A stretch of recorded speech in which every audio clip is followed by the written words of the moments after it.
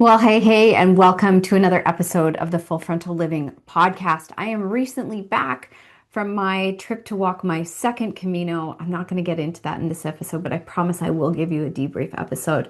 But while I was on that trip and I was having dinner with one of the lovely women who was part of our group, she had asked me what I do. And of course, I just, in very simple form said, I'm a coach. She said, okay, well, tell me more about that.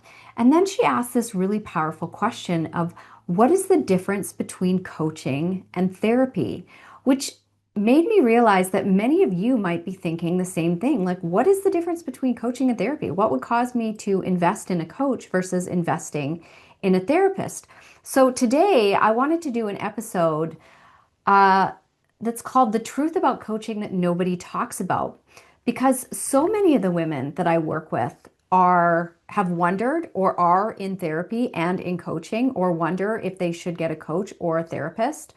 But what most of my clients are craving isn't to just feel better. They're looking to feel more like themselves, more alive, more aligned, more freedom, more congruent so that they feel as good on the inside as their lives maybe look on the outside. And today I really wanted to break down the difference and why successful yet mostly exhausted women and men, why therapy can actually keep you stuck and why coaching can be the answer to moving you towards where you want to go. So some people expect that coaching is just therapy under a different name, and that's not true at all. Therapists are properly licensed, they've gone through years of schooling, whereas coaching, most of us coaches have certain different certifications, and there's not a board that oversees all of us. So, to be honest, the coaching world can be a little bit like the wild, wild west. So, you want to make sure that before you hire any coach or any therapist, that you really vet them. Like, who are they? Do they walk their talk? Um, are they congruent? So this is a massive thing for me. I am always working with a coach because I am a coach, and I don't believe that I can only lead people to the depth that I've led myself and allowed myself to be led. And I really believe that's with coaches and therapists as well. If you're working with a therapist who isn't actively working with her own therapist, I would personally, for me, I would question that. Same thing with coaching. And what you really want to look for is that who they say they are is the same as how they're showing up. So, meaning that, for instance, what you see on social media, if you're following them on social media, is that who they really are? Are they really letting you see who they really are? So, that's where I would start with coaching and therapy. They are actually two different things, and I'm going to get into how different they are from each other. So, what coaching isn't is I'm not here to fix you. I'm not here to coddle you. We're not going to like rehash the past and spend a lot of time there. And most people go into therapy because they are looking to be fixed. Um, a lot of times in therapy, you can spend a lot of time in your feelings and really being in those past experiences that need to maybe be cleared or healed or worked on. And listen, I have had both coaches and therapists, so I've had experiences with both. I still do have an active therapist on my team, and I also have a coach. So each person plays a little bit of a different role, and my expectations of what I get from each of them are also slightly different. So with therapy, predominantly therapy is really focused on the past, things that happened to you with, we always hear this joke, right? Your parents, your family, um, you know, little t, and often in therapy, that's where big T trauma is addressed. Um, I was watching a coaching call with somebody who was deep, deep, deep in codependency. And I remember that in myself from over a decade ago. And no coach could have helped me with that because I really needed to be with a skilled therapist who understood the depths of codependency. And this is why I say, even people who, when they're ready to work with me, they have to have done a certain amount of work on themselves in order to be ready to step into a room to do coaching with me. So, coaching really is focused on the future. Where are you today? Where is it you want to go? and what needs to shift in order to get you there. Now, sometimes it does require us looking at some of the things that happened in the past that created these stories and beliefs that are keeping you stuck, for lack of a better term. But coaching is always forward facing. How do we get you from point A to point B? So if you're feeling this way and you want to feel this way, how do we get you there? We're not trying to unravel your history with your parents or any of that stuff. That, at least that's not the coaching that I do. Um, Coaching also really focuses on this deep identity shift. So about who you are being at your core, what is your identity?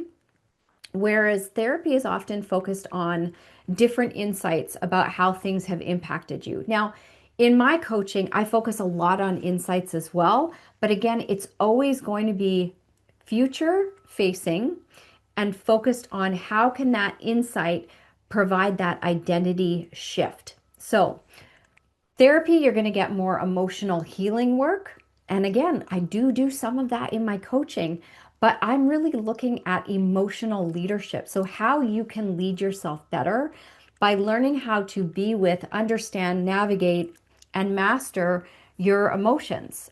First of all, learning how to feel your feelings, and then how you can step into leading yourself so your emotions aren't leading you. So, we also in coaching focus really on accountability, identity, and taking action. So, that is also a really big distinction.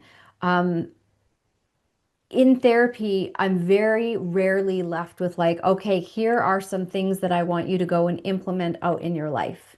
I come in with my problem, we talk about it, and then I get some insight and then I leave. Whereas with coaching, we're really looking at how we can create that awareness and then moving into this place of accepting this part of you that maybe you didn't know or weren't aware of, and then getting you into action so that we can create a different outcome, and then embodying that new way of being and repeat and repeat and repeat. So hopefully that gives you a little bit of an overview. Now, coaching and therapy has started to get blurred over the years because many therapists are now actually learning how to do coaching as well. And many coaches have started to bring in therapeutic models. But please understand, right? Like, a therapist is a licensed person, they are governed under a board. They are able to speak to different they have a different scope of practice than I do. So I'm not going to work with somebody where I'm working on these deep traumas that they've had, sexual abuse, blah, blah, blah. And it doesn't mean that my clients haven't had those in their past, but that is not the primary focus of where my coaching goes. Again, my coaching is focused on where are you today? What do you want to get to? And what needs to shift within you to have that happen? We may have to talk about how that impacted your life, but we're not going to dive into it and dissect it. That's going to be something that you're going to do in a therapeutic setting with a proper therapist. So, my coaching, how it's different.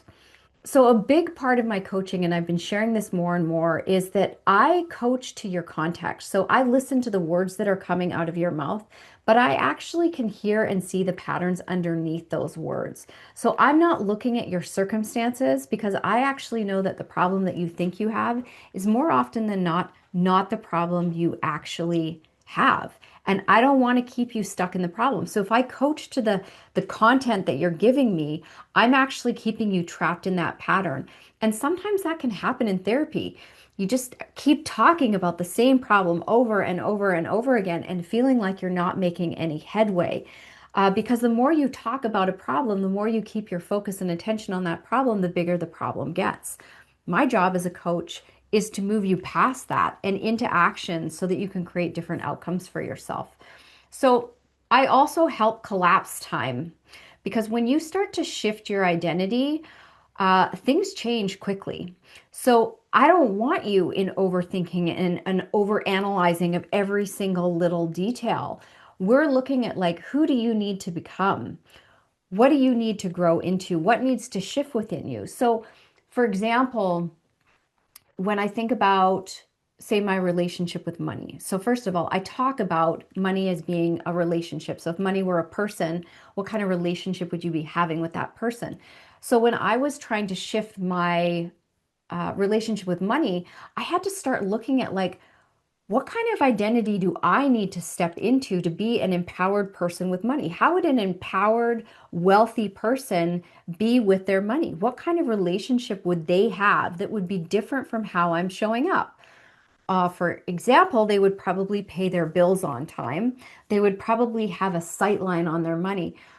They would probably treat their money with a lot more reverence than I was treating my money at the time. So, this is what I mean around shifting my identity. Now I'm a person who doesn't carry any debt because I identify with being a person of no debt. Now, I'm not saying that debt is bad.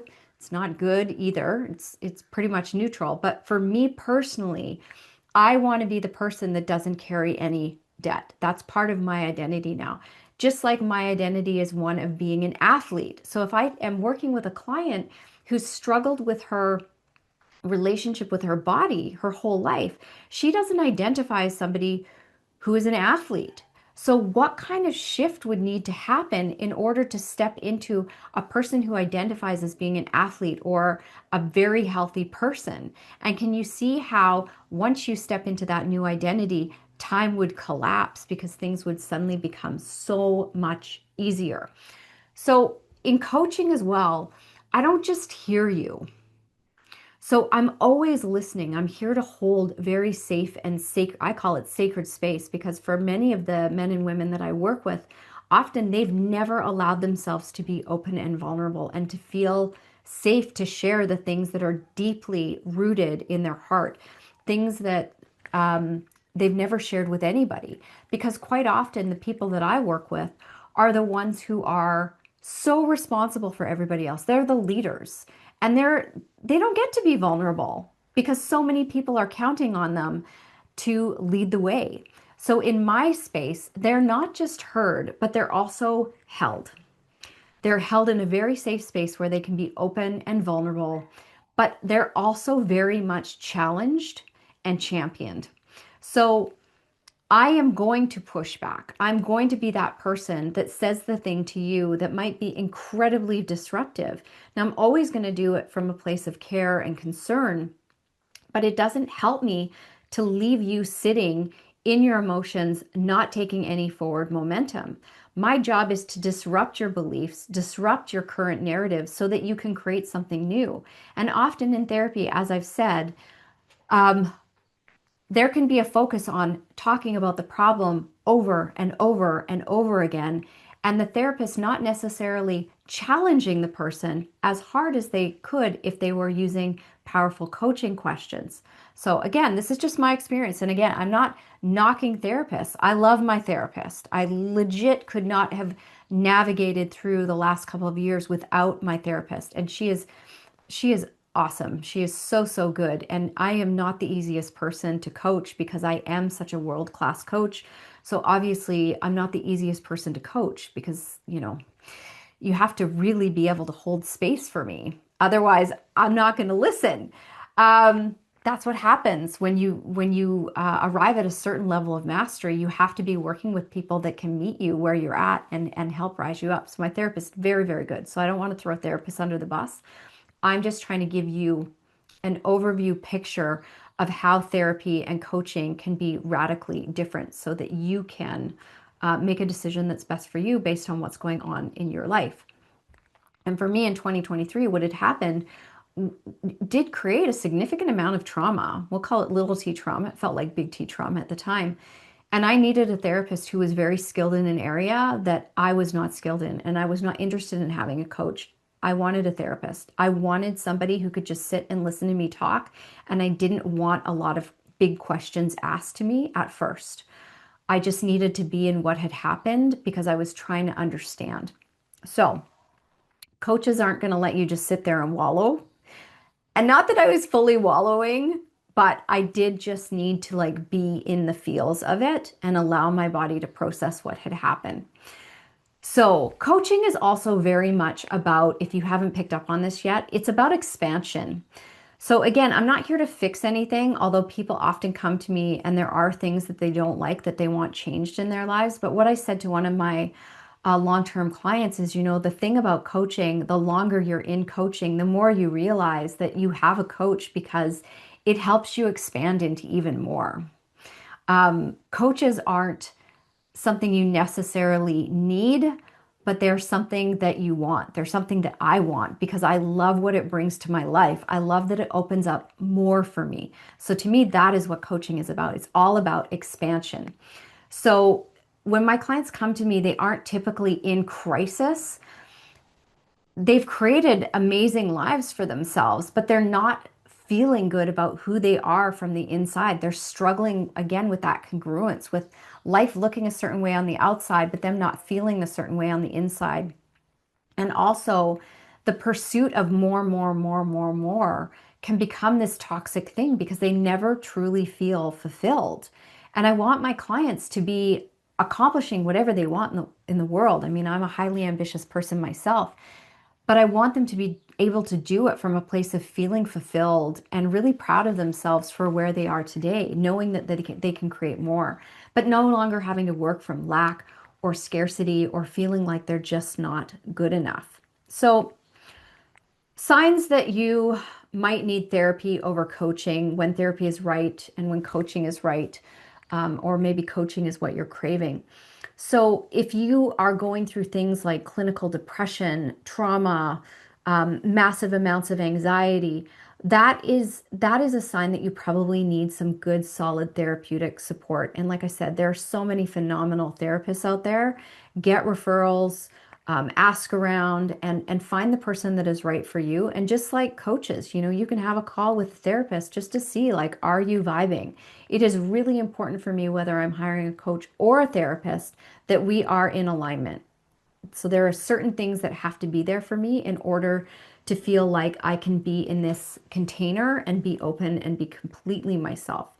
So, signs that you might be ready for coaching: you feel stuck despite having it all. You seem to keep coming back and repeating the same pattern over and over and over again. And you're telling yourself you should know better. You've done a lot of self-development work. Maybe you've had years in therapy, but you're just not getting the momentum that you want. Perhaps you're craving clarity. What is your next steps? I've got somebody that I'm speaking with who is about to retire, and they're like, God, what is next for me? That's a great time to also be doing coaching because coaches can ask the bigger questions to help create some of that clarity for you and to make sure that whatever you're stepping into is going to be aligned for you. So, even around that, I've worked with clients before who are really, there were things in their relationship that weren't a good fit for where they were at in their business. I've worked with clients who have wanted to leave jobs to move into something new. I've worked with clients who are CEOs and executives who are trying to make big, bold decisions about what's next for them or how they need to steer their ship or their team. So there are so many opportunities for coaching around, again, what is the future that you want to create for yourself? And a big thing to decide is it's not about what you're doing anymore, but you're recognizing, like, wow, what if this is a me problem? And it's looking at how you might want to start shifting your identity to have what you want versus talking about the current reality that you're stuck in. So if you're done being, we'll call it a victim of your circumstance, if you're really ready to step into personal responsibility for the life you want to create for yourself, and there's a big difference there. It's a great time to look at a coach. So, if something in today's episodes hit home, if you have been stuck in this loop of constant doing, achieving, performing, but still feeling like something's missing, maybe you're repeating patterns all the time. You don't know how to really rest without feeling guilty. You struggle to prioritize yourself. Maybe your well-being is not where you want it to be. Everything else, you're ticking the boxes, but you're like, man, I'm just not taking great care of myself. What is causing that? Why can't I get a handle on this? That is something that we can address in coaching. So I'd like to invite you to a different type of conversation. So below the show notes here, I'm going to put a link for you to reach out and jump on my calendar if you are interested in exploring coaching. I've got some openings in the summer and into the fall. We also have registration open for Reclamation, which is my hybrid group one-to-one coaching container. So that is also a place you may want to explore if you want to start dipping your toe into what does ongoing coaching look like. So there are lots of options for you to get a taste of what this work is like, including individual, I do single sessions with people if they just want, well, what is this coaching stuff about, Lisa? Tell me more about it. Bring your biggest problem, and we will work together on that call to really dive deep into what's going on for you and get some monumental shifts. So, hopefully, this episode was helpful for you. It was very helpful to the lady that I was sharing it with while I was on the Camino. So, if it resonates, I would love for you to share it with your friends. And of course, continue to tune in to the Full Frontal Living podcast. And I will continue to bring you nuggets of wisdom to help you expand into the life that you truly want for yourself so that you can feel the way you want to feel. So, until the next episode, take good care of you.